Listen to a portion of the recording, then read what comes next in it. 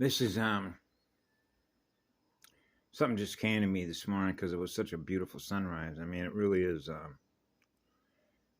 beautiful to be. It's just gifts. Yeah, being able to wake up in the morning with such a beautiful sunrise over the Pacific Ocean, and then see it go down to experiencing the whole spectrum. Yeah,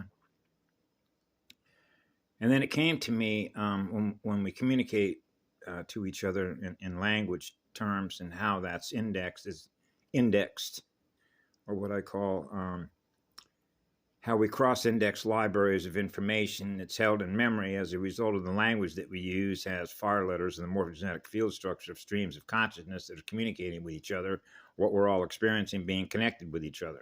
Yeah. So I was reminded, for example, using the word God, I always had an aversion because that word is used a lot, like God sovereign consciousness, God consciousness, the God source field, right? I don't use those terms.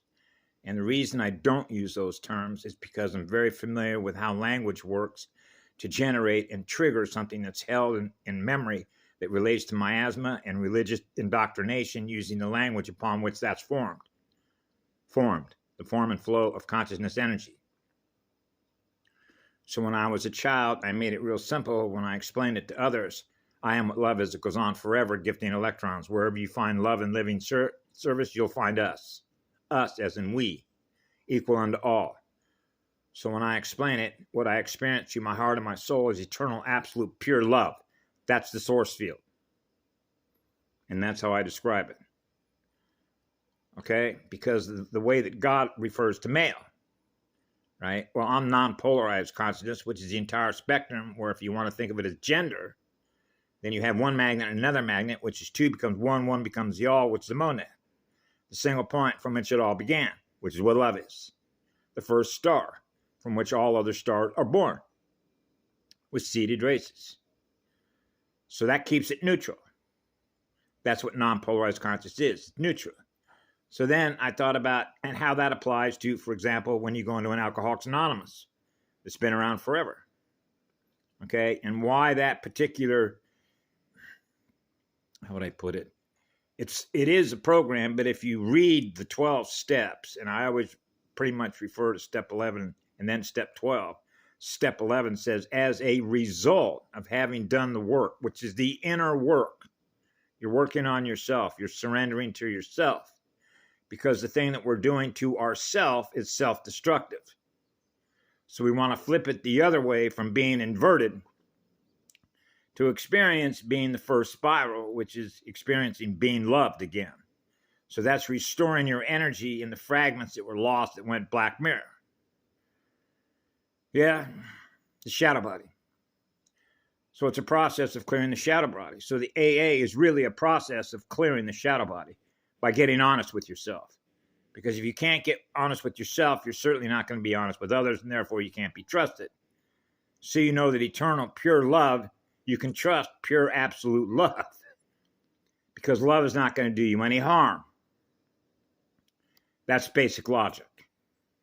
So you know that it began with basic logic in any processing system. Yeah. So I try and keep it simple. That's where it came from. The KISS symbols keep it simple. It came out of those rooms with alcoholics and drug addicts that are leading self-destructive lives. I've been there. I've been in many of those rooms.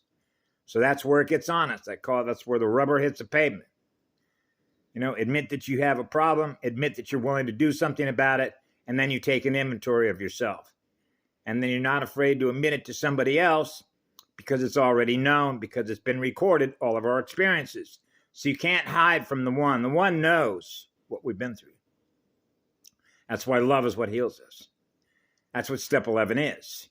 We're healing ourselves through each other, because when I'm healing me, others are experiencing the result of that, because now it's in the collective consciousness field of all of humanity. That's what we're doing. So when I refer to the source from which it all began, I simply refer to pure absolute love that is on fire. And on fire to create worlds born out of that energy, which is consciousness, which is what love is. So I keep it simple. Yeah. And so that's how it works. Chapter 5. How it works. Acceptance is the key. Remember the serenity prayer? Grant me the serenity to accept the things I cannot change, the courage to change the things I can, and the wisdom to know the difference, particularly when it comes to control. Control over electrons and letting all the electrons go. Let it all go. Let it all go. Increase the drive motor, increase the spirit in that fire. Yep.